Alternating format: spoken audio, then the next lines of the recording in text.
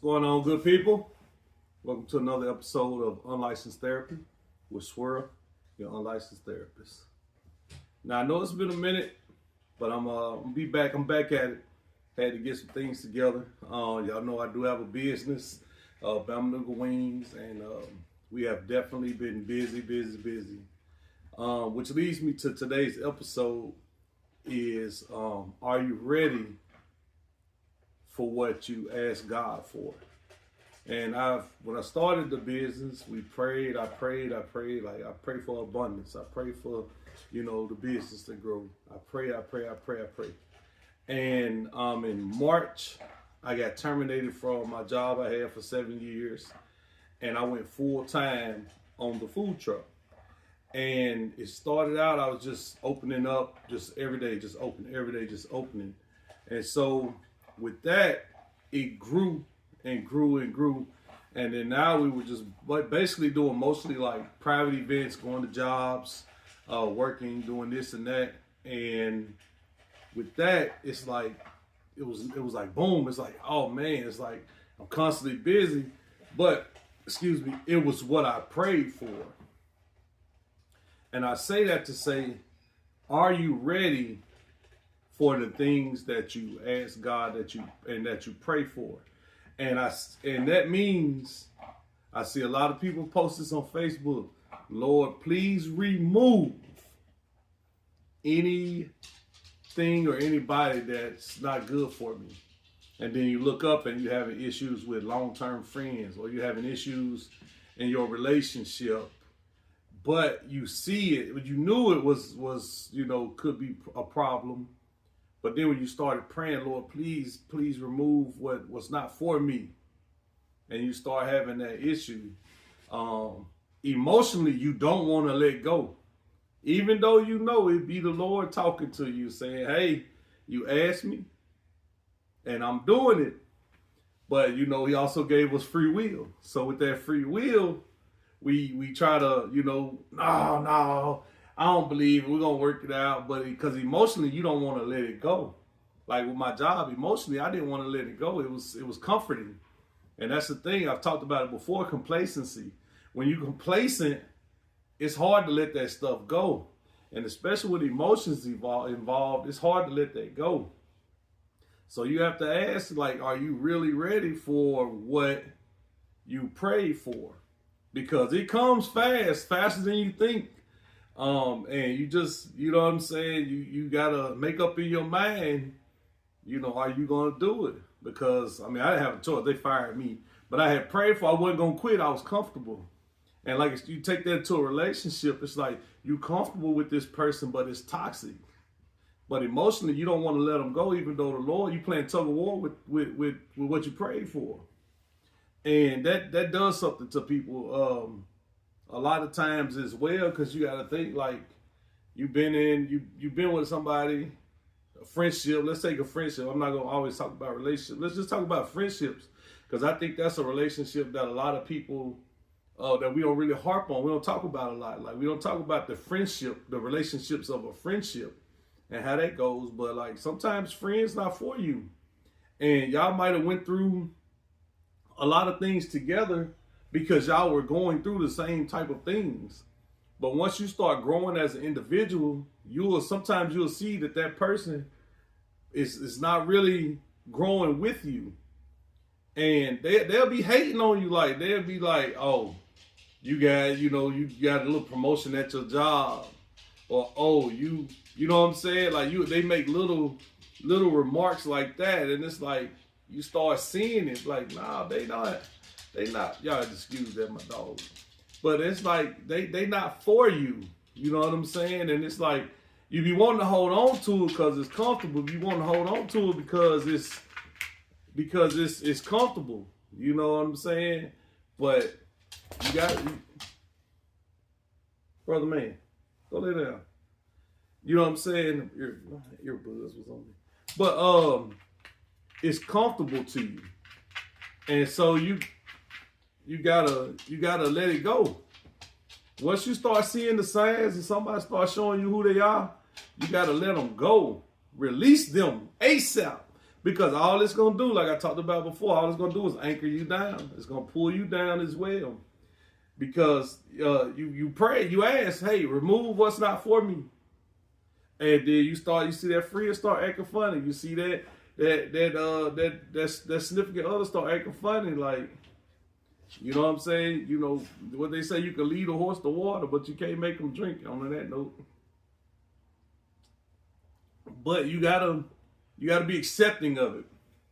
And I think a lot of times we're not accepting of the changes. We want it, but we're not really necessarily willing to go through the emotions that come with change. So we just run with it. Because I can't even lie. Like, I was depressed because a lot of things had happened back to back. Like, I lost my mom December of last year. And then February, the manager was coming with some mess. Then I was gone out of there in March. I was depressed. I never really I was still grieving. I lost my mama. And now I lost my job, so now I'm uncomfortable with that. But like I said before, being uncomfortable is what allows you to grow. So, and I just got out and did what I know how to do. One thing I know how to make some money. I tell people that all the time. And so that's what I did. And, you know, Lord willing, I'm very blessed. I haven't missed a beat. And the business is growing. But I got forced into being uncomfortable. And sometimes we see that push. We feel that uncomfort. But we kind of look the other way at it. You know what I'm saying? And it's like, we just got to be accepting of the changes. We have to be ready for the changes and understand that it's going to be hard at first, but this was the change that I wanted. This is what I needed. So, man, it's just so much like that goes into that, because just in life alone, you know, you learn a lot of stuff about yourself. You learn a lot of stuff about people. And one thing that I tell people now is I don't have the energy to care, you know. So, you know, if you got a problem, like if you have an issue with me and you bring it to me and we address it, if you still got an issue, I don't care. Like, just stay away from me. I'm very conservative of my energy, and I think we all should be conservative of our energy, because if you keep putting bad energy into a situation, all you're going to be is full of bad energy, because you're not getting any good energy back. But that comes with that praying, like, because that's what leads a lot of people to start asking that question, like, remove what's not for me, remove people that's not for me, remove situations that's not for me. And it's because they've been putting so much, they're filled with bad energy at this point. And so it's like you just keep putting out all your good energy out into a bad situation. You're gonna be full. That's gonna affect every relationship you have down the line, and it's gonna cause you to carry a lot of baggage with you into new situations. So, you know, so you have to, when you leave that situation, you got to leave everything that's attached to it behind you. You can't take it with you. Like, why would you do that? Like, if you say you bought a new car because your old car motor went out, would you take the old motor and put it in the new car? No, you want the new car, you want a fresh start. Like, you know what I'm saying? So you're going to leave all that bad and negativity behind you and move forward. And that's one of the hardest things a lot of people have trouble with doing is not bringing that negative stuff with them.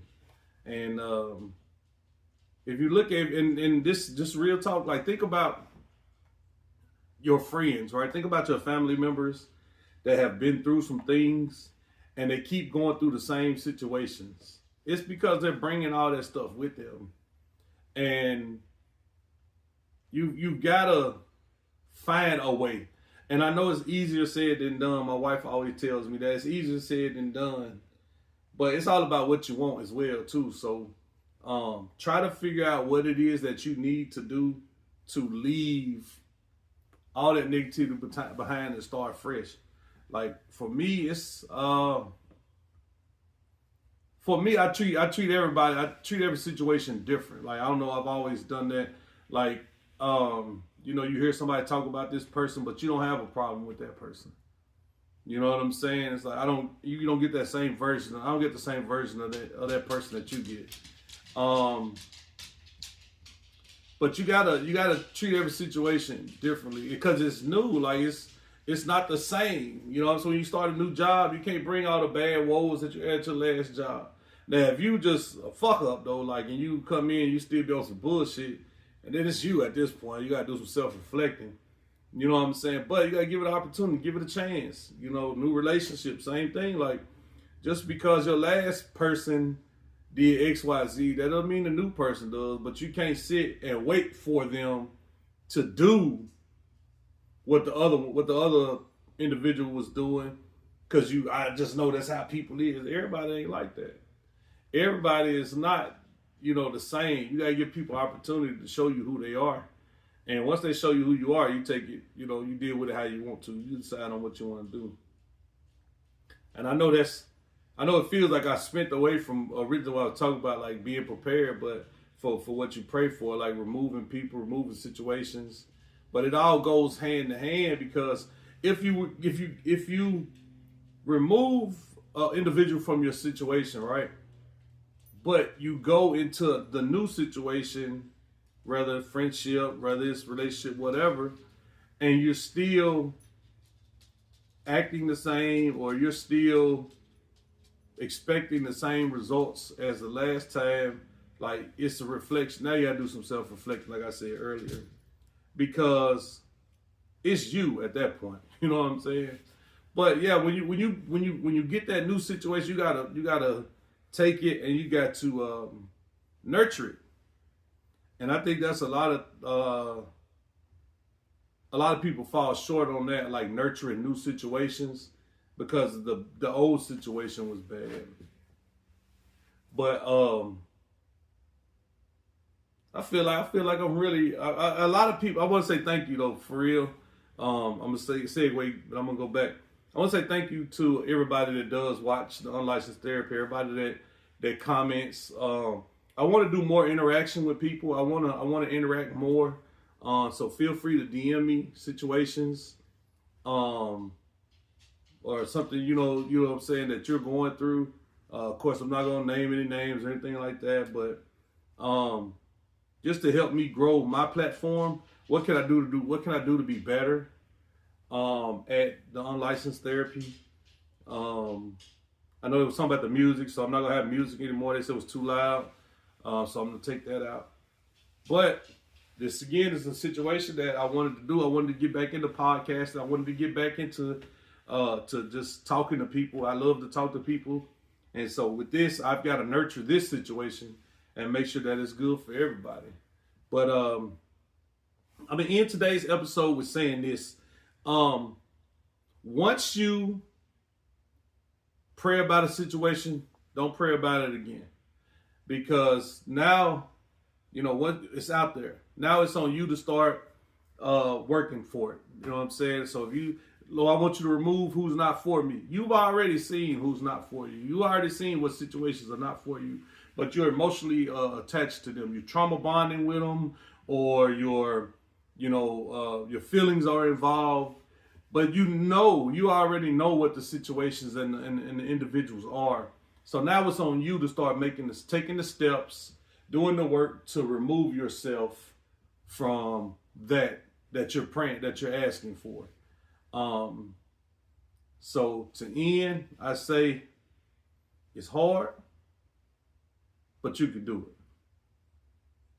I say that again. It's hard, but you can do it. Once you put it out there, start taking the steps. Start removing it. Start preparing to get you a new situation. Prepare to nurture that. And with that, I'm out. Thank you again for watching another episode of Unlicensed Therapy with Swirl, your unlicensed therapist.